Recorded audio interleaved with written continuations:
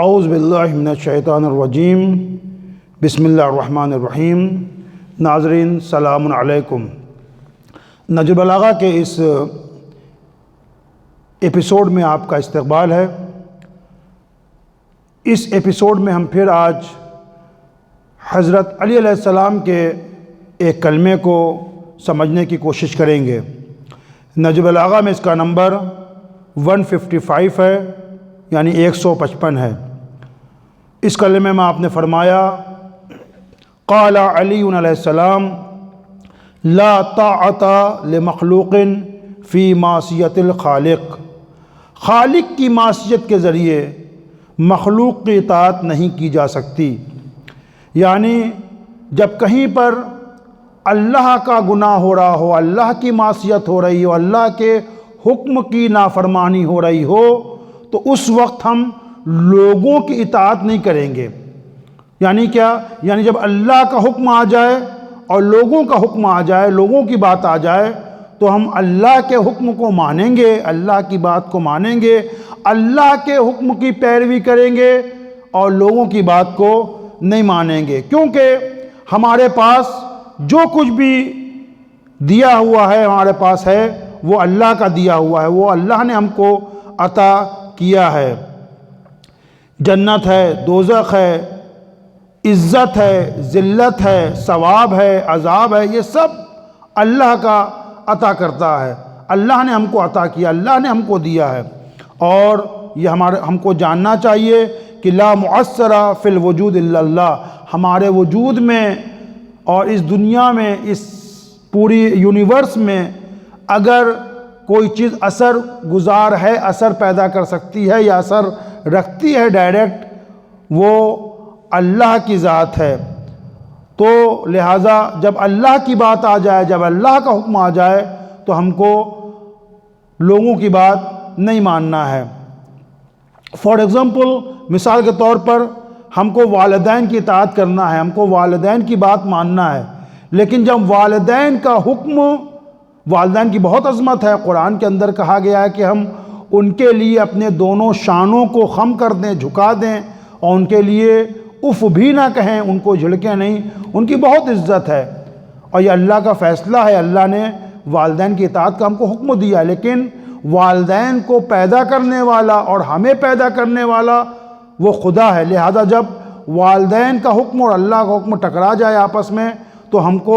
والدین کے حکم کو نہیں ماننا ہے، اللہ کے حکم کو ماننا ہے۔ فار ایگزامپل آپ دیکھیں کہ صبح کی نماز واجب ہے، لیکن اگر ماں کہہ رہے کہ سوتے رہو، آج سنڈے ہے، آج اتوار کا دن ہے، نماز نہ پڑھو، تو یہاں پر ہم کو ماں کا حکم نہیں ماننا ہے، اپنے باپ کا حکم نہیں ماننا ہے، چونکہ اللہ نے نماز کو ہمارے لیے واجب قرار دیا، ہم نماز پڑھیں گے، اپنے والدین کا حکم نہیں مانیں۔ یا پھر گرمیوں کے اندر ایگزام ہے اور روزہ ہے، اب جو ہے ماں کہہ رہی کہ روزہ نہ رکھو، روزہ نہ رکھو، ایگزام خراب ہو جائے گا، امتحان دے لو، اس کے بعد رمضان کے بعد روزہ رکھ لینا۔ تو یہاں پر ہم کو والدین کی بات کو نہیں ماننا ہے، والدین کی بات کو نہیں ماننا، چونکہ اللہ نے روزے کو واجب قرار دیا ہے۔ واجب ہے کہ رمضان میں روزہ رکھا جائے، اور یہ صرف سمجھنے کی بات ہے کہ روزہ رکھ لیں گے تو امتحان خراب ہو جائے گا، لہٰذا امتحان والے دن روزے کو چھوڑ دیا جائے۔ تو یہاں پر ہم اپنے والدین کی، اپنے ممی یا پاپا کی بات کو نہیں مانیں گے، بلکہ اللہ کے حکم کو مانتے ہوئے روزہ رکھیں گے۔ یا پھر کسی ہم کمپنی میں کام کرتے ہیں، کسی فیکٹری میں کام کرتے ہیں، کسی آفس میں کام کرتے ہیں، کسی اسکول میں کام کرتے ہیں، کسی ادارے میں کام کرتے ہیں، تو وہاں پر ہمارا پرنسپل ہے، ہمارا باس ہے، ہمارا سپروائزر ہے، ہمارا مینیجر ہے، ہمارا آفیسر ہے ہم سے بڑا، تو ان امور میں بھی اگر کہیں پر وہ حرام کام کو کرنے کی ہم کو حکم دے، تو ہم یہاں پر حرام کام نہیں کریں گے۔ مثلا مینیجر ہے، فیکٹری کا ہے کہ اس کے اندر ملاوٹ کرو، یا پھر جو ہے چوری سکھا رہا ہم کو کہ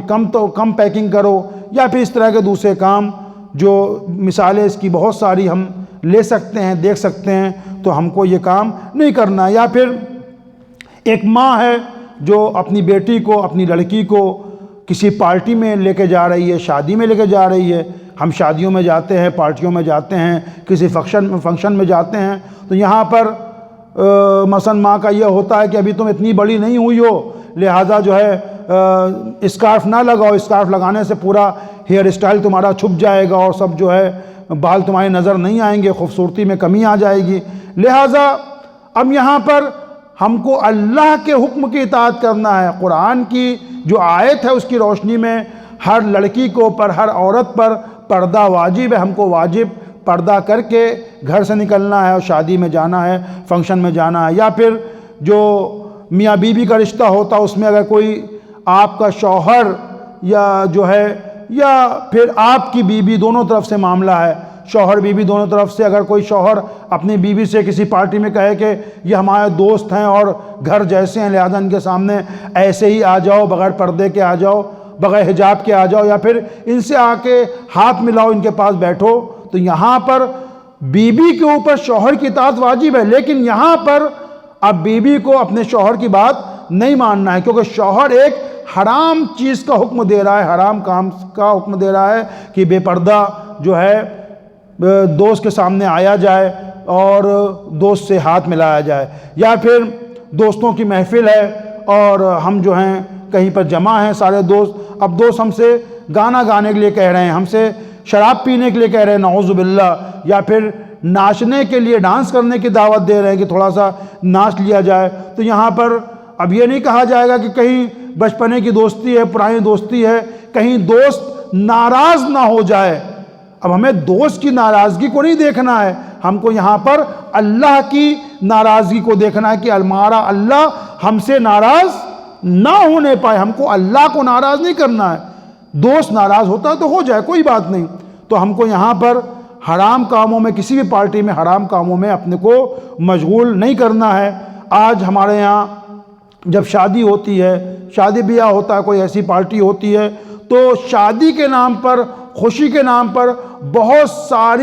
ساری غیر اسلامی رسمیں انجام دی جاتی ہیں، اور ہم نہ چاہتے ہوئے بھی بعض اوقات لوگ متدین ہوتے ہیں، اچھے لوگ ہوتے ہیں، ہم نے دیکھا کہ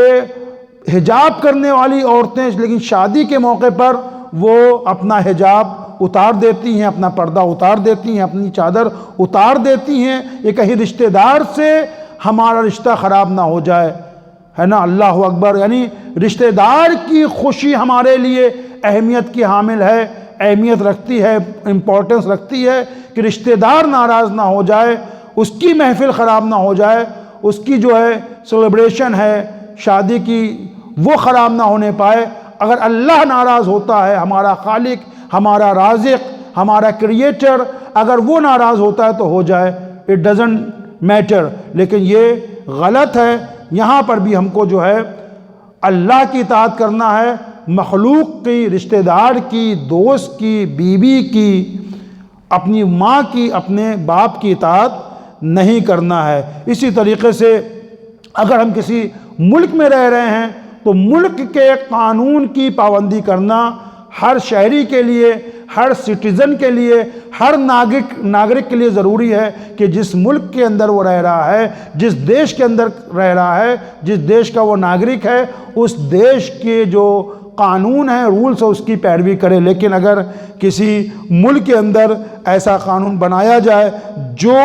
اسلام کے قانون سے ٹکرا رہا ہو، اللہ کے حکم سے ٹکرا رہا ہو، تو وہاں کے اوپر ہم کو اسٹینڈ لینا پڑے گا، وہاں پر ہم کو اس کی خلاف ورزی کرنا پڑے گی، ملک کے قانون کو نہیں ماننا ہے اور اللہ کی اطاعت کرنا ہے۔ تو حضرت نے فرمایا لا طاعت لمخلوق